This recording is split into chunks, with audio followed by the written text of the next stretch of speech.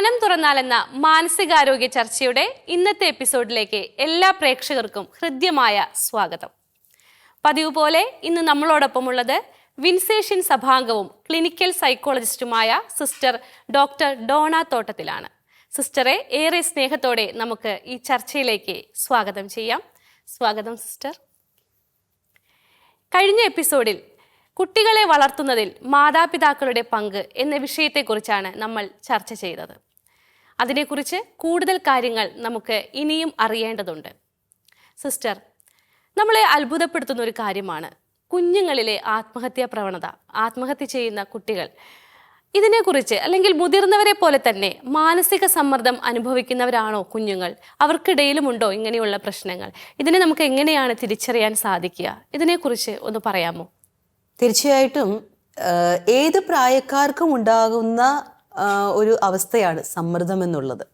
നമ്മൾ മാനസിക സമ്മർദ്ദം എന്ന് പറയുമ്പോൾ ജീവിച്ചു പോകുന്ന സാഹചര്യത്തിൽ ഏതെങ്കിലുമെല്ലാം പ്രതിബന്ധങ്ങൾ നമ്മുടെ ജീവിതത്തിൽ അനുഭവപ്പെടുകയും അല്ലെങ്കിൽ നമുക്ക് തോന്നുകയാണ് മുന്നോട്ട് പോകാൻ പറ്റുന്നില്ല എന്ന് തോന്നുന്നു, എന്തൊക്കെയോ കാര്യങ്ങൾ മൂലം പ്രതികൂലമായിട്ട് നമ്മുടെ വളർച്ചയെ ബാധിക്കുന്നു, അല്ലെങ്കിൽ നമ്മുടെ സന്തോഷത്തെ ബാധിക്കുന്നു, നമ്മുടെ ജീവിതത്തിന്റെ ഗുണനിലവാരത്തെ ബാധിക്കുന്നു എന്ന് തോന്നുമ്പോൾ ഉണ്ടാകുന്ന ഒരു സ്ഥിതിവിശേഷത്തെയാണ് നമ്മൾ ഈ സമ്മർദ്ദം എന്ന് പറയുന്നത്. അപ്പം തീർച്ചയായിട്ടും ഒരു പൊടിക്കുഞ്ഞ്, ഒരു കുഞ്ഞ് ആണെങ്കിൽ, ഒരു 3-4 മാസം പ്രായമുള്ള ഒരു കുഞ്ഞ്, ആ കുഞ്ഞിനെ സംബന്ധിച്ചിടത്തോളം കുഞ്ഞ് കിടക്കുന്നു, കുഞ്ഞിനെ ആരെങ്കിലും എടുക്കണം എന്നുള്ള ഒരു സൈക്കോളജിക്കൽ വാണ്ടിങ് ആ കുഞ്ഞിന് വന്നു കഴിഞ്ഞാൽ കരയാനായിട്ട് തുടങ്ങും.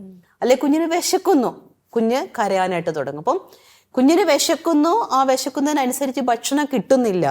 അതാണ് അവിടെ കുഞ്ഞിനുണ്ടാവുന്ന സമ്മർദ്ദം എന്ന് പറയുന്നത്. ആ ഒരു സമ്മർദ്ദം കുഞ്ഞ് എക്സ്പ്രസ് ചെയ്യുന്ന രീതിയാണ് മറ്റുള്ളവരെ ക്ഷണിക്കുന്ന രീതിയിൽ കരയുന്നു. ഇതുപോലെ ഓരോ പ്രായത്തിലും അതിൻ്റെതായിട്ടുള്ള ആ ഒരു സമ്മർദ്ദത്തിന്റെ എക്സ്പ്രഷനിൽ മാറ്റങ്ങൾ ഉണ്ടാകും. ഇപ്പൊ ഇത് പറഞ്ഞപ്പോഴത്തേക്കും ഞാൻ ഓർക്കുന്ന ഒരു കാര്യം, ഒരു 10 വയസ്സുള്ളൊരു കുട്ടി ഒരു ആത്മഹത്യ ചെയ്യാനുള്ള ശ്രമം, അതായത് വേറൊന്നുമല്ല, ബ്ലേഡ് എടുത്ത് കൈത്തണ്ടം മുറിക്കാനായിട്ട് നോക്കി. അങ്ങനെ ഹോസ്പിറ്റലിൽ അഡ്മിറ്റ് ആയി. ഹോസ്പിറ്റലിൽ നിന്ന് ഡിസ്ചാർജ് ആയതിനു ശേഷം അവർ പറഞ്ഞു തീർച്ചയായിട്ടും ഒരു പ്രൊഫഷണലിൻ്റെ ഒരു ഹെൽപ്പ് വേണം, ഒരു കൗൺസിലിംഗ് വേണം എന്ന് പറഞ്ഞുകൊണ്ട് നമ്മുടെ അടുക്കലെത്തി. നമ്മൾ ചോദിച്ചപ്പോഴത്തേക്കും മനസ്സിലായ കാര്യം എന്ന് വെച്ച് കഴിഞ്ഞാൽ, എൻ്റെ വീട്ടിൽ 3 കുട്ടികളാണ് മാതാപിതാക്കൾക്കുള്ളത്. 2 കുട്ടികളും മുതിർന്ന കുട്ടികളാണ്. അവരുമായിട്ട് ഇവനെ ഏകദേശം ഒരു 12-13 വയസ്സിനുള്ള വ്യത്യാസം ഉണ്ട്.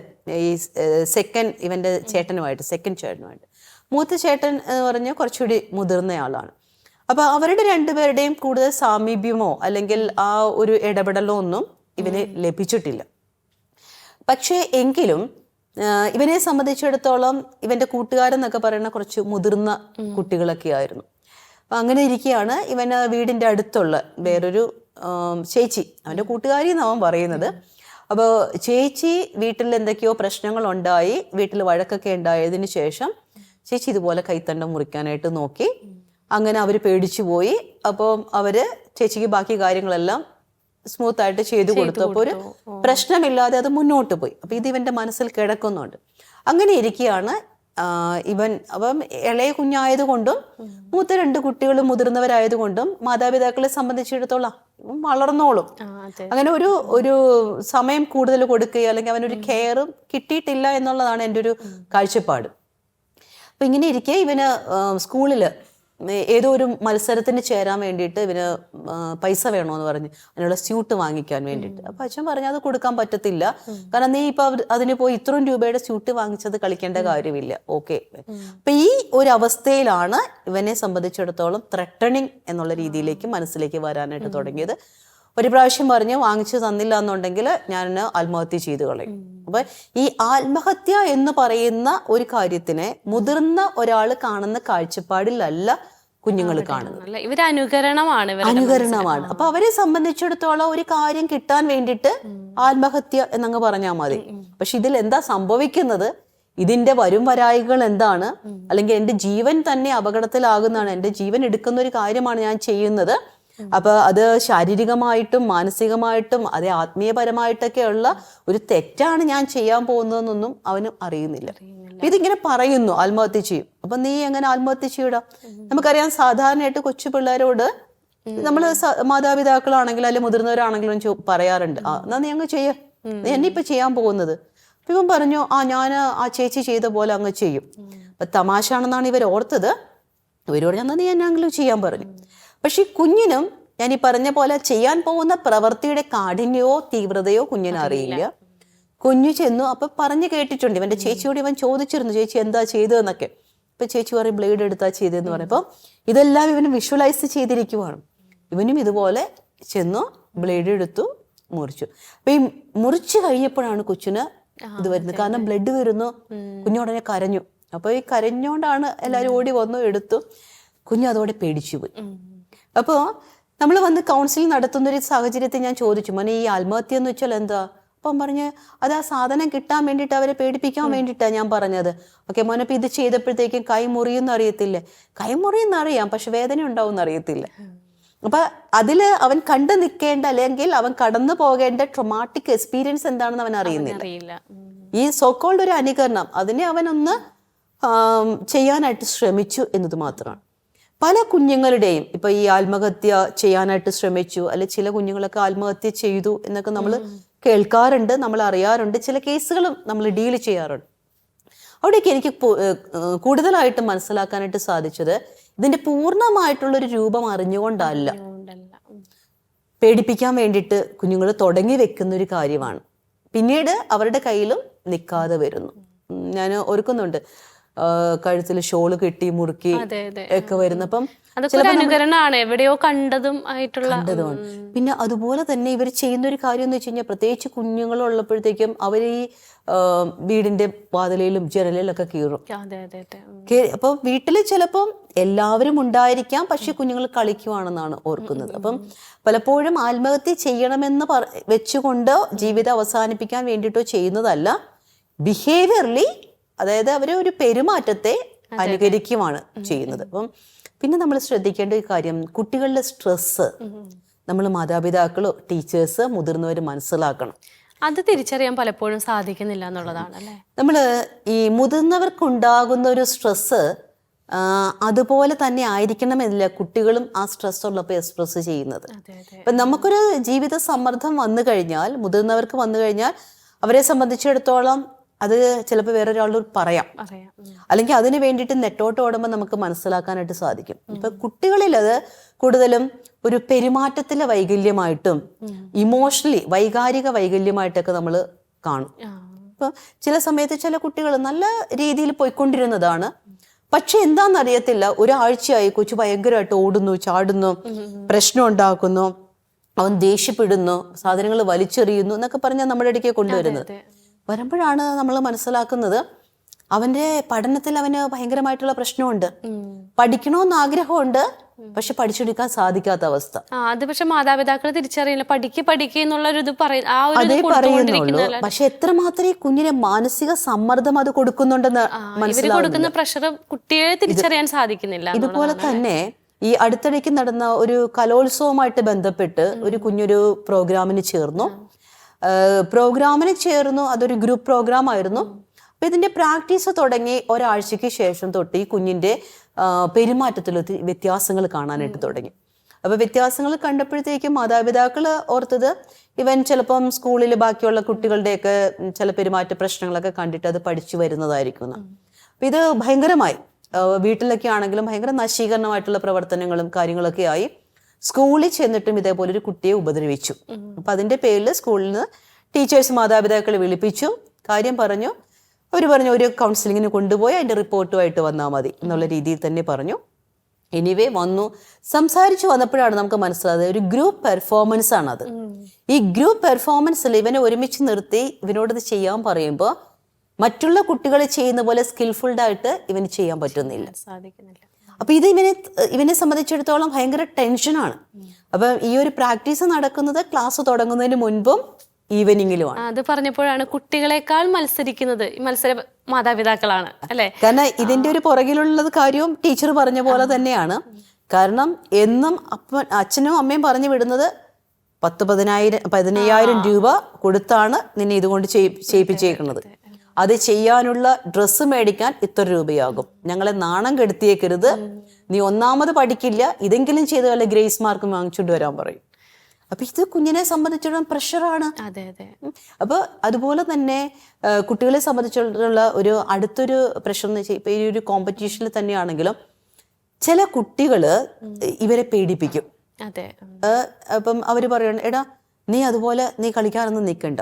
അപ്പൊ ഒരു കുട്ടി എന്നോട് പറഞ്ഞൊരു കാര്യമാണ്, സിസ്റ്റർ ഞങ്ങൾ ഫുട്ബോൾ കളിക്കുവാണ്, പക്ഷെ എൻ്റെ ഒരു കൂട്ടുകാരൻ അടുത്ത ഗ്രൂപ്പിലാണ് ഉള്ളത്, എൻ്റെ ഓപ്പോസിറ്റ് ഗ്രൂപ്പിലാണുള്ളത്. അവൻ എന്നോട് പറഞ്ഞിട്ടുണ്ട് പന്ത് വരുമ്പോഴത്തേക്ക് നീ അടിക്കരുതെന്ന്. കുഞ്ഞിനെ സംബന്ധിച്ചിടത്തോളം അത് സ്ട്രെസ്സാണ്.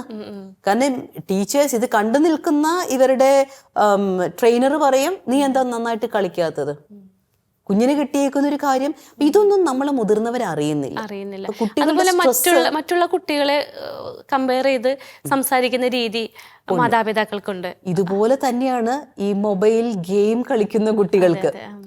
ഇപ്പൊ ഞാൻ കേട്ടിട്ടുണ്ട്, ഒരു പ്രാവശ്യം ഒരു വീട്ടമ്മയ്ക്ക് തലകറക്കം വന്നു, ഹോസ്പിറ്റലിൽ കൊണ്ടുവന്ന് അഡ്മിറ്റ് ആക്കി.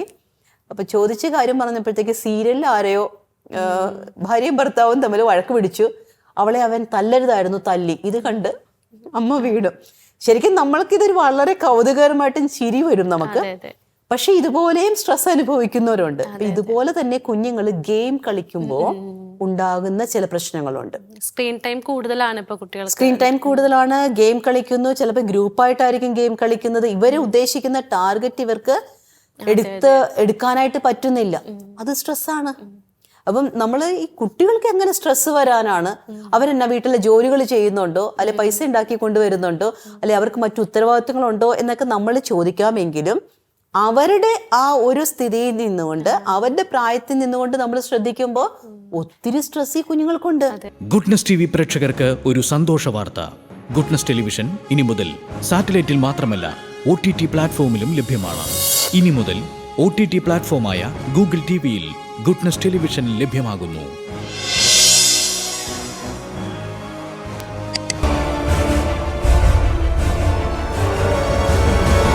Goodness, stay with God. നമ്മൾ അവരെ മനസ്സിലാക്കുന്നത് അവരുടെ പ്രായത്തിൽ നിന്നുകൊണ്ടല്ല, അല്ലെ, നമ്മുടെ ചിന്താഗതികൾ അവരിലേക്ക് അടിച്ചേൽപ്പിക്കുന്ന രീതിയാണെന്ന് കണ്ടുവരുന്നത്. അപ്പൊ അവിടെ നമുക്ക് അങ്ങനെയൊക്കെ വരുന്ന സാഹചര്യങ്ങളിൽ ഈ കുഞ്ഞിനെ കൃത്യമായിട്ട് മനസ്സിലാക്കാൻ നമുക്ക് സാധിക്കുന്നില്ല. ശരിയാണ്, കുഞ്ഞുങ്ങളുടെ കാര്യത്തിൽ മാത്രം ശ്രദ്ധിച്ചു പോയി കഴിഞ്ഞാൽ ഒരു കുടുംബം മുന്നോട്ട് പോവില്ല. എങ്കിൽ പോലും ഇവൺ നമ്മളൊന്ന് ഓർത്ത് നോക്കിക്കേ, ചില സ്കൂളുകളിലെ യൂണിഫോം പോലും ആ കുഞ്ഞുങ്ങൾക്ക് സ്ട്രെസ് ഉണ്ടാക്കുന്നുണ്ട്. രാവിലെ എഴുന്നേറ്റ് കണ്ണുപോലും ചിലപ്പോൾ തുറന്നിട്ടുണ്ടാവില്ല. ചിലപ്പോ ഇവര് ബാക്കി ഡ്രസ്സൊക്കെ ആയിട്ട് കുട്ടിയുടെ അച്ഛൻ വണ്ടി ഓടിക്കുന്നു, അമ്മ ബസ് അല്ല വണ്ടിയിൽ ഇരുന്നുകൊണ്ടാണ് ഡ്രസ്സൊക്കെ ഇട്ട് കൊടുക്കുന്നത്. ഇതേതൊക്കെ ഇട്ട് എവിടേക്ക് ഇട്ടേക്കണേന്ന് പോലും അറിയില്ലാത്തൊരു സാഹചര്യത്തിൽ ഈ കുഞ്ഞുങ്ങൾ സ്കൂളിലേക്ക് ചെല്ലുന്നത്. ഇറുങ്ങി മുറുകി ഇരിക്കുന്ന ഡ്രസ്സുമായിട്ട് ചെല്ലുന്നു, ഇരിക്കുന്നു, വൈകുന്നേരം വരെ അതേപോലെ ഇരിക്കണം. ശരിക്കും പറഞ്ഞാൽ സ്ട്രെസ് ഉണ്ട്. ഇതുപോലെ തന്നെയാണ് ഇവരുടെ പാഠപുസ്തകങ്ങള്. ശരിയാണ്, നമ്മൾ പറയും പാഠ്യ പദ്ധതിയിൽ വരുന്ന മാറ്റങ്ങളെ അപ്ഡേറ്റ് ആക്കണം, ശരിയാണ്. പക്ഷേ ചില സമയങ്ങളിൽ കുഞ്ഞുങ്ങൾക്ക് പഠനഭാരം കൂടുന്നുണ്ട്. അപ്പൊ ഇതെല്ലാം കുട്ടികളെ സംബന്ധിച്ചിടത്തോളം മാനസികമായിട്ടുള്ളൊരു ഭാരമാണ്, ഒരു സ്ട്രെസ്സാണ്. അപ്പൊ ഇതിൽ നിന്നെല്ലാം അവര് മറികടക്കാനായിട്ട് അവര് ഉദ്ദേശിക്കുന്ന അല്ലെങ്കിൽ അവരെടുക്കുന്ന ഒരു മാനദണ്ഡം അല്ലെങ്കിൽ അതിനുള്ളൊരു ഉപാധി എന്ന് പറയുന്നത് അവരുടെ ബിഹേവിയർ പ്രോബ്ലംസ് തന്നെയാണ്. ഇത് പറഞ്ഞപ്പോഴാണ് ഈ ടീനേജിലേക്ക് കടക്കുന്നതിന് മുമ്പുള്ള ഒരു കാലഘട്ടം ഉണ്ടല്ലോ, കൂടുതലും ഒരു 7ാം ക്ലാസ്സിൽ പഠിക്കുന്ന കുട്ടികളിലാണ് ഇത് കൂടുതൽ കണ്ടുവരുന്നത്. അത് ടീച്ചേഴ്സിനും മനസ്സിലാവില്ല, മാതാപിതാക്കൾക്കും മനസ്സിലാവില്ല അവൻ ഏത് രീതിയിലാണ് ബിഹേവ് ചെയ്യാന്നുള്ളത്. അങ്ങനെയുള്ള കുട്ടികളെ എങ്ങനെയാണ് നമുക്ക് കൺട്രോളിൽ കൊണ്ടുവരാൻ സാധിക്കുക? അവര് നമ്മൾ നേരത്തെ തന്നെ പറഞ്ഞ പോലെ ഒരു ക്വാളിറ്റി ടൈം മാതാപിതാക്കൾ അവർക്ക് വേണ്ടിയിട്ട് കൊടുക്കണം. പിന്നെ ഈ പറഞ്ഞതുപോലെ ഇവരുടെ ഒരു ഡെവലപ്മെന്റ് സ്റ്റേജ് എന്ന് പറയുന്നത് അഡോളസെന്റ് എന്ന് പറയുമ്പോഴത്തേക്ക് തന്നെ കുട്ടിയല്ല എന്നാൽ മുതിർന്ന ആളുമല്ല, ഇതിനുള്ളിലുള്ളതാണ്. ഇവിടെ ഈ കുഞ്ഞുങ്ങൾക്ക് ഒത്തിരി ഫിസിക്കലായിട്ടുള്ള വളർച്ചയുടെ ഭാവങ്ങൾ മാറുന്നുണ്ട്, വൈകാരിക തലത്തിൽ മാറുന്നുണ്ട്. ഇവർക്ക് എല്ലാ കാര്യങ്ങളും അറിയാനുള്ള ക്യൂരിയോസിറ്റി കൂടുന്നുണ്ട്. ഇതുകൊണ്ട് തന്നെ ഈ കുഞ്ഞുങ്ങൾ ചില സമയത്ത് നമ്മൾ പറയും കള്ളത്തരം ചെയ്യുവാന്ന് പറയും. ശരിയായിരിക്കാം, നമ്മുടെ ഭാഷയിലും നമ്മുടെ കാഴ്ചപ്പാടിലും കള്ളത്തരമാണ്. അവരെ സംബന്ധിച്ചിടത്തോളം പുതിയൊരു കാര്യം അറിവ് നേടിയെടുക്കുന്ന ഒരു സമയമാണ്. ഇവിടെ നമുക്ക് ചെയ്യാൻ പറ്റുന്ന ഒരു കാര്യം അവരുമായിട്ട് നല്ലൊരു ബോണ്ടിങ് ഉണ്ടാവണം, വേണം അല്ലേ? ഒരു അപ്രോച്ച് ഉണ്ടാവണം. അവരുടെ ഒരു സമയം, ഈ സമയം കൊടുക്കുക എന്ന് പറയുമ്പോഴത്തേക്ക് നമ്മൾ പറയും പ്രോക്സിമിറ്റി എന്ന് പറയും. സമയം കൊടുക്കുന്നതിനൊപ്പം തന്നെ അതായത് അവരോടൊരു എന്തും പറയാനുള്ളൊരു അവസരം ഉണ്ടാക്കി കൊടുക്കുക, അതിനുള്ളൊരു സ്പേസ്. പിന്നെ നമ്മൾ ഓർക്കണം, ഇപ്പൊ എന്തും പറയാനുള്ള ഒരു അവസരം നമ്മൾ ഉണ്ടാക്കി കൊടുത്താലും നമ്മൾ പറയുമായിരിക്കും മോനെ നിനക്ക് എന്ത് തോന്നിയാലും പറഞ്ഞോളാൻ പറയും. പക്ഷെ അവന്റെ ആ ഒരു സമയത്തെ ക്യൂരിയോസിറ്റിയിൽ ഉദിക്കുന്ന പല കാര്യങ്ങളും കുഞ്ഞിനെ സംബന്ധിച്ചിടത്തോളം പെട്ടെന്ന് വന്ന് നമ്മളോട് ചോദിക്കാൻ പറ്റുന്നതല്ല. പറയുന്നുണ്ടാകാം സം എക്സ്റ്റെന്റ്, പക്ഷെ അവനും ചില കാര്യങ്ങൾ രഹസ്യാത്മകതകൾ സൂക്ഷിക്കേണ്ടി വരുന്നുണ്ട്. ഇപ്പോൾ നമ്മൾ ഒരു ദിവസം ക്ലാസ്സിൽ നിന്ന് വരുമ്പോഴത്തേക്കും നിർത്തിയിട്ട് അരമണിക്കൂറുണ്ട് എന്നോട് ചോദിക്കാനുള്ള മൊത്തം ചോദിക്കടാ എന്ന് പറഞ്ഞിരുന്ന കുഞ്ഞിന് പറയാൻ പറ്റില്ല. അപ്പോൾ മാതാപിതാക്കളും ശ്രദ്ധിക്കേണ്ട ഒരു കാര്യം, എന്തും തുറന്ന് പറയാനുള്ളൊരു ഫ്രീഡം നമ്മൾ കൊടുത്താലും ചിലതെല്ലാം മറച്ചു വെക്കാനുള്ള ഒരു സ്വാതന്ത്ര്യം, വ്യക്തി സ്വാതന്ത്ര്യം, രഹസ്യാത്മകത കീപ്പ് ചെയ്യാനുള്ളത് അവനുണ്ട്. അവൻ വേറൊരു വ്യക്തിയാണ്, അല്ലാതെ നമ്മളുടെ ഒരു ഫോട്ടോ കോപ്പി എടുത്തതല്ല. അപ്പോൾ അതെപ്പോഴും നമ്മൾ ഓർക്കണം. അവനിൽ ജനിതകപരമായിട്ടുള്ള ഒരു ഘടന നമ്മളിൽ നിന്ന് വ്യത്യാസപ്പെട്ടിരിക്കുന്നു, അവൻ വളർന്നു വന്ന സാഹചര്യം വ്യത്യാസപ്പെട്ടിരിക്കുന്നു, അവൻ വളർന്നു വന്ന സാഹചര്യത്തിലെ സാംസ്കാരിക അവസ്ഥ, ടെക്നോളജിക്കലായിട്ടുള്ള വ്യവസ്ഥിതികള്, ശാസ്ത്രീയമായ തലങ്ങള്, വിദ്യാഭ്യാസ തലങ്ങൾ, ഇതെല്ലാം മാറിയിരിക്കുന്നത്. അപ്പൊ ഈ ഒരു മാറ്റം അവനുണ്ട് എന്ന് മനസ്സിലാക്കുക. പിന്നെ ഒരു പ്രോക്സിമിറ്റി, അടുത്തിരുത്താനുള്ള ഒരു മനസ്സുണ്ടായിരിക്കണം. പിന്നെ അതുപോലെ തന്നെ ഓപ്പൺ ആയിട്ട് സംസാരിക്കാൻ പറ്റുന്ന കാര്യങ്ങൾ കുഞ്ഞിന്റെ മുമ്പിൽ വെച്ച് മാതാപിതാക്കള് തുറന്ന് സംസാരിക്കാനായിട്ട്. ഇനി അതുപോലെ തന്നെ പഠനവും പാരന്റിങ്ങും തമ്മിൽ ബന്ധമുണ്ടല്ലേ? ഈ കോവിഡ് കാലഘട്ടത്തിന് ശേഷം പഠന നിലവാരം വളരെ കുറഞ്ഞു പോകുന്നതായിട്ട് കാണുന്നുണ്ട്. ഇതിനെക്കുറിച്ച് എന്താണ് പറയാൻ സാധിക്കുക? ഏകദേശം ഇപ്പോൾ കൂടുതലും കുട്ടികളെ നമ്മുടെ ക്ലിനിക്കിലേക്ക് കൊണ്ടുവരുമ്പോൾ, ഹോസ്പിറ്റലിലേക്ക് കൊണ്ടുവരുന്നത് പലപ്പോഴും ബുദ്ധിശക്തി ഒക്കെ ഉണ്ട്. അതായത് അവര് ബൗദ്ധികമായിട്ടുള്ള വളർച്ചയും കാര്യങ്ങളെല്ലാം ഉണ്ട്, പക്ഷെ എഴുത്തും വായന അറിയില്ല. അതായത് പഠിക്കാൻ ഇരിക്കാൻ പറ്റുന്നില്ല. അപ്പം ബേസിക് ആയിട്ടുള്ള അക്ഷരങ്ങൾ എഴുതാൻ അറിയില്ല, അത് വാക്കുകളാക്കാൻ അറിയത്തില്ല. ഇനി വാക്കുകളാക്കിയാൽ തന്നെ അതിന് ചിഹ്നവും പുള്ളിയും ഒന്നും ഉണ്ടാവില്ല. ഇതുപോലെ തന്നെ ഒരു പിരിപിരിപ്പ്, അവർക്ക് സ്വസ്ഥമായിട്ടൊന്നും ഇരിക്കാനായിട്ട് പറ്റുന്നില്ല. ഏത് കാര്യവും പെട്ടെന്ന് കിട്ടണം, വെയിറ്റ് ചെയ്യാൻ പറ്റത്തില്ല. ആ ഒരു അവസ്ഥ, അതായത് ഒരു നമ്മൾ പറയുന്ന ഒരു ലൈനിൽ നിന്ന്, ഒരു ക്യൂവിൽ നിന്നൊരു സാധനം മേടിക്കാനുണ്ടെങ്കിൽ ക്ഷമയോടെ നിൽക്കാൻ പറ്റണില്ല അവന്.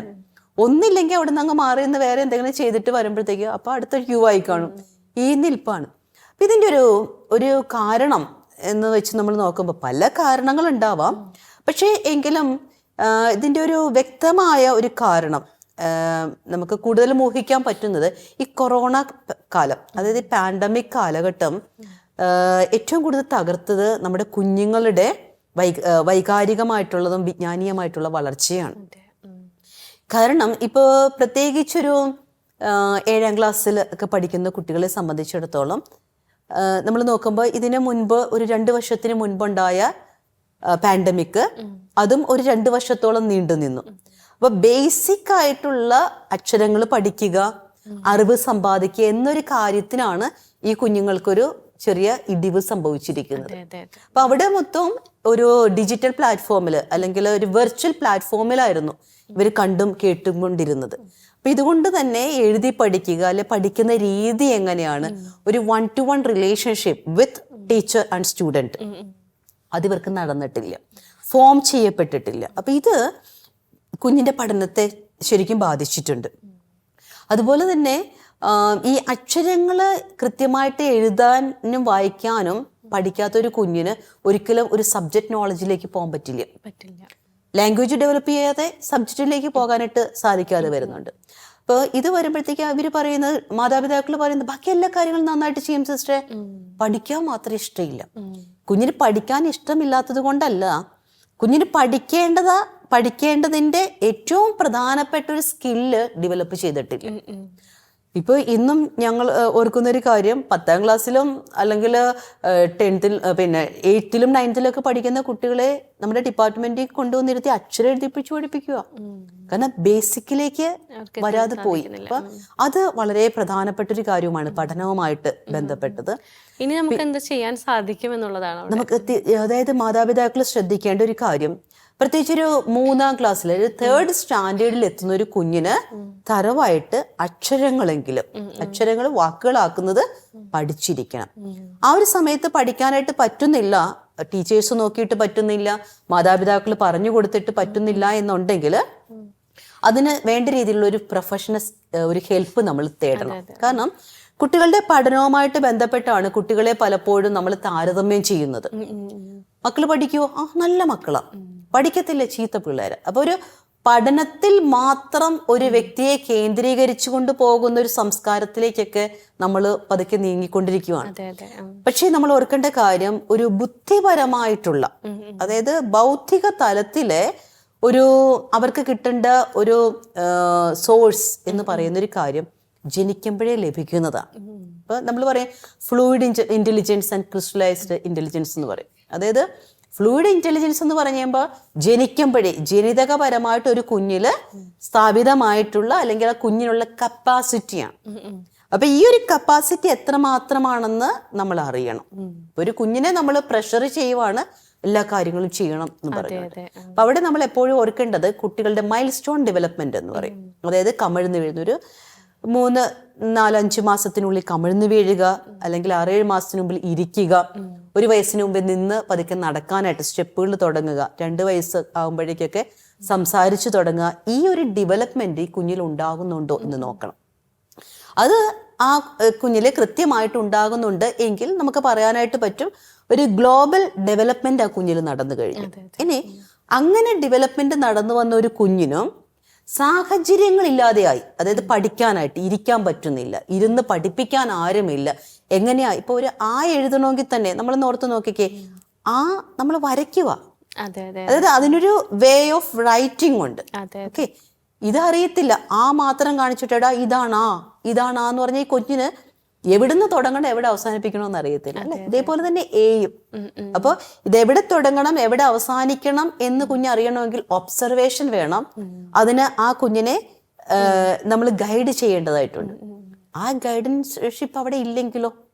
അപ്പൊ ഇത് ആ കുഞ്ഞിനെ ബാധിക്കുന്നുണ്ട്. അപ്പൊ നമ്മൾ ഓർക്കേണ്ട കാര്യം, കുഞ്ഞിന് ബൗദ്ധികമായ ശക്തി, ഇന്റലക്ച്വൽ കപ്പാസിറ്റി അവന്റെ ആവറേജ് ആണോ?